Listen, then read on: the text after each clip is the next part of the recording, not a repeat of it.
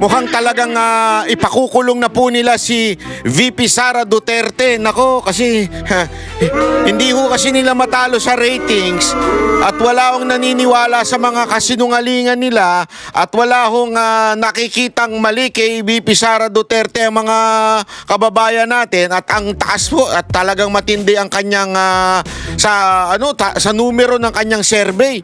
Mukhang susunod na talagang Pangulo at nakikita naman po natin yan sa galawan ng mga ilang mga kalaban, kaalyado. Pagkakalaban, medyo yung iba sumisip-sip na ngayon kay VP Sara Duterte. Yung iba naman talagang desperado nang siraan si VP Sara Duterte. Pero yung mga kakampi nananatiling palakas ng palakas. Kaya nga ho mga kababayan, lahat to gagawin talaga nito mga damunyo na ito para ho mawala sa picture, ika nga, si VP Sara Duterte pagdating sa 2028 election. Ako Gago! kung maaalala ninyo, ginawa yung impeachment, di ba? Kung maaalala ninyo, ginawa yung PI. Lahat yan para maging presidente yung tambaluslus di ba? Pero wala. Hindi effective. O, di ba? As in, walang nangyari, nga. Dahil nga naman, hindi yun ang hindi yun ang tamang paraan at wala sila dun sa katotohanan. Etong si VP Sara Duterte, tahimik lang, nagtatrabaho lang, di ba? Ginagawa lang niya yung talagang mandato niya.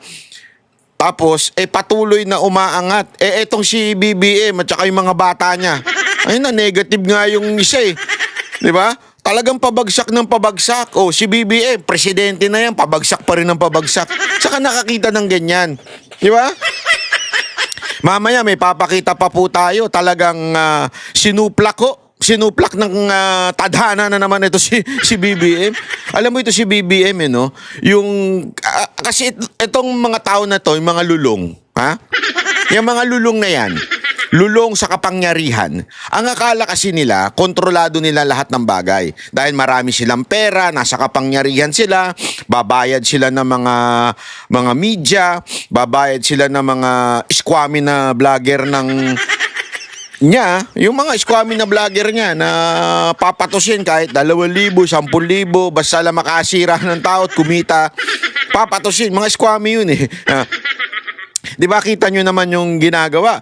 Tapos at the same time, yung mga kaalyado sa politika, lalo na sa Kamara, ay talagang todo-todo panggigipit, paninira kay VP Sara Duterte. Kitang-kita nyo yung galawan na yun di ba? Lahat na aspekto ng gobyerno ginagamit para lang talaga masiraan ng kalaban. Pero alam nyo, dahil sa ganyan, siya yung nasisira. Siya yung, alam mo yon, yung halimbawa na nga lang yung ghost flood control. Remember, bago naman lumabas yung lintik na ghost flood control na yan, sino ba unang nagyabang? Di ba si Marcos? Sabi niya 5,500 na flood control. Palakpakan na may mga tarantado, di ba? Yung mga congressman, mga gunggong, no? Alam naman nilang ghost flood control, pero palakpakan pa rin sila. Tangina, inuuto nila si Marcos, no? Muntakin mo ganun nila ginagago yung presidente. Kasi deep inside them, alam nilang wala yung flood control na yun. Alam nilang ghost yun. Diba? Pero palakpak pa rin ng mga gago. Tanga-tanga ng presidente to. Ganun siguro nasa isip ng mga gago na yun. Ano? Muntakin mo. Tapos yung susunod na zona, mahiya naman kayo. Tangin na palakpak pa rin. Hindi niya talaga alam kung sino may kasalanan. Gago di ba? Ang lupit ni Marcos nung time na yon. Ano nangyari kasi after the 5,500 announcement, kinabukasan, binaha, di ba? Sunod-sunod yung baha na nangyari sa Pilipinas. To the point, kahit yung mga dating hindi na binabaha, ay binabaha na. At the same time, umambun lang, baha na. Ganong katindi, lumala. Ika nga, lumala. As in, siguro sa aking tansya, hindi lang 3 times worse than before. Di ba? Yung tindi ng baha. Grabe po. Yun ang nangyari. Nung sinabi naman niyang mahiya kayo, Nagbuo siya ng ICI. Wala rin nangyari. Mukha rin tanga. Bakit? Mismong mga membro nagre-resign. Mo? Alam mo yun, kahit anong power mo, kahit anong dami mong pera, tadhana na yung nagagalit sa iyo eh. Tayo na, huwag mong ginagago yung tao. Mantakin mo may utang sa mga membro. Yung sabihin, yung mga commissioner doon sa ICI, walang kapangyarihan, walang naniniwala. Kaya ngayon, medyo kumakabig sila, mga kababayan. Kumakabig sila. Pansinin niyo yung eksena, ha? Kumakabig sila. Gumagamit sila ng mga ibang diversion. Halimbawa na yan, ay itong ombudsman at saka DOJ. Ginagamit nila yan para kasuhan yung mga kalaban, mga prominenteng kalaban. Tatadtarin nila yan eh. Tatadtarin nila lahat ng kalaban kasuhan. Lahat ng big time. Ibig sabihin ng big time, kilala. Halimbawa nga dyan, sila Senator Bong Revilla, o di ba? Si VP Sara Duterte. Kakasuhan nila ng kakasuhan yan para si Bato, para talaga mapokus yung ano ng tao doon. Plunder, tinan mo ngayon, plunder case ikakaso kay VP Sara Duterte. Aside from yung focus ng tao mapunta doon, ang talagang gusto nila mangyari, ma-disqualify siya. Remember, hawak ng ombudsman yan. Sino ba yung ombudsman? The ombudsman was appointed because of the principle of bend the law. Literally, bend the law. Bakit? Tandaan ninyo, merong pending case si Remulla bago siya na-appoint as ombudsman, which is bawal na bawal yun. Tapos ang daming conflict of interest. Alam naman po natin ng pamilya Remulla. Kaya talagang, alam mo, kahit baliin nila, i-bend nila, yung law, maloloko talaga sila. Magkakaloko-loko sila. Bakit? Kasi if you can bend the law here on earth, you cannot in heaven. Tandaan niyo yan. Sabi nga, di ba, alam niyo yung sa ano, ito, malinaw ho ito. Ito yung life lesson. Hindi lamang po sa gobyerno, pati sa buhay natin.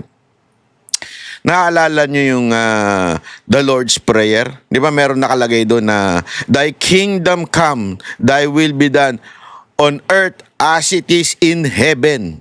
Anong ibig sabihin po nun? Malalim po yun. Hindi lang po yun ay isang panalangin na minemorize natin nung bata natin, tas sinasabi natin pag natatakot tayo o whatsoever. Yun po ay sinasabing may prinsipyo ang lupa at ang langit. Kaya nga, Panginoon, ang gusto ko mangyari, yung iyong kaharian, yung iyong will, ang mangyari sa lupa, hindi lang dyan sa langit. Yun yung hinihingi mo pag nananalangin ka. Dapat pati yung kagustuhan mo dito sa lupa ay mangyari. Ano ibig sabihin? Simple-simple. You can bend all the law in the land. You can do anything in the land. Siyempre, pag may pera ka, kaya mong lusutan yan. But you cannot bend the law of God. Ano yun? Pag ikaw nandihado ng kapwa, may balik sa'yo yan. Pag ikaw gumawa ng kabutihan sa'yo, may balik din sa'yo. Kabutihan sa kapwa, may balik din sa'yo yan. Di ba? So, ano man ang gawin mo sa kapwa mo, ay babalik sa'yo. Yan ay isang katotohanan, isang batas na hindi mo pwedeng baliin. Baliin nyo man ang lahat ng batas, ng requirement ng pagiging ombudsman, hindi nyo mababali yan. Ibig sabihin, manarantado ka, and maybe now, dahil you are in power, nananalo ka. But eventually, all secret will be revealed. Lahat po. Kaya nga ngayon, kita ninyo, yung sikretong ghost control project, lumalabas na. Di ba? Nakikita niyo yan. Sabi ko nga sa inyo, ako mismo naka-experience niyan. Bakit kanyo? Nung tayo ay bumatikos kay Zaldico, naalala nyo? Yung, ano yun kaya niya ako dinimanda dahil dito Diniscuss ni Joel Villanueva, Senator Joel Villanueva, yung laptop scam na nangyari, laptop scandal na nangyari, at the same time yung flood control. Diniscuss niya in his privilege speech sa Senado. Tayo, nireaksyonan natin. sinasabi natin na, hoy, Zaldico, panagutan mo to, sagutin mo yung sinasabi ni akusasyon ni Villanueva, sagutin mo ito, totoo ba ito? Alam mo ginawa nung mama? Kinasuhan ako, pinahirapan ako. Kasi ganun naman ang purpose nila eh. Kahit walang kwenta yung kaso, pahihirapan ka lang nila. Di ba? Ganyan sila kagago eh. Pahihirapan ka, so kinasuhan ako. Kinasuhan ako doon sa kanyang probinsya para magastos para sa akin, magastos para sa abogado ko, at mahirapan ako. Yan ang kanyang purpose. But lo and behold, because tayo'y nanindigan lang doon sa katotohanan. Now, kitang-kita nyo yung nangyayari sa kanya, mga kababayan. Nakikita nyo? Nakikita nyo? Ngayon, tinanggalan na siya ng passport. Mamaya, ibabalita natin yan. Tinanggalan na siya passport at hinahunting na siya ngayon. Siya na ang nawawaran. Yung inisip niyang ako ay makulong at mawaran, siya ang nawaran. Kasi nga mga kababayan, ito hindi pagyayabang. Hindi ho ito pagmamalaki. Ha? Ang lagi ko lamang po sinasabi kasi, pag ikaw gumawa ka ng mali sa kapwa mo, nandihado ka ng kapwa mo, may balik sa iyan. Tandaan mo, may balik lagi sa iyan. Ganyan ang ginagawa ngayon kay VP Sara Duterte. Okay, go. I-push nyo yan ng i-push. Kung yan ang talagang paraan ninyo para lokohin ang taong bayan, bahala kayo. Dahil darating ang panahon, may bawi dyan ang Diyos kung hindi totoo yung mga inyong mga paratang. Kasi tandaan ninyo don't forget this. Ganyan din naman ang ginawa nung kay Pangulong Duterte noong 2022. Siniraan siya ng siniraan.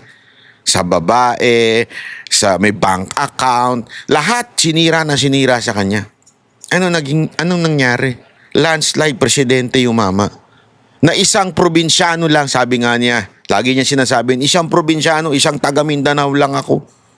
First time nagkaroon ng presidenteng ganito. Totoo eh. Bakit? Tao ang nakarealize. Kinakawawa itong maman to. Yan ang ginagawa nyo ngayon kay VP Sara Duterte. Huwag kasi kayo magpabulag kay Trillanes.